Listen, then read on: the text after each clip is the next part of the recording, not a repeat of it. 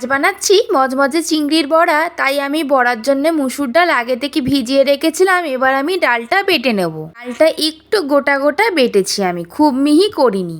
এবার আমি ডালটার মধ্যে একে একে চিংড়ি মাছ, কুচনো পেঁয়াজ, একটু কুচনো কাঁচা লঙ্কা, থেঁতো করা রসুন, হলুদ গুঁড়ো, পরিমাণ মতো নুন আর একটু চালের গুঁড়ো দিয়ে ভালো করে আমি মেখে নেব।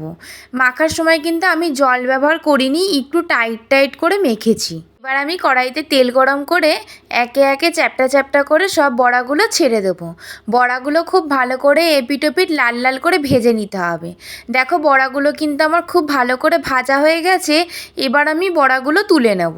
কোনো বড়া মাখাটাই কিন্তু মেন, কতটা মচমচে হয়েছে দেখো। চা বা কফির সাথে যদি থাকে এরকম মচমচে চিংড়ি মাছের বড়া, তাহলে কিন্তু আর কিছু লাগবে না।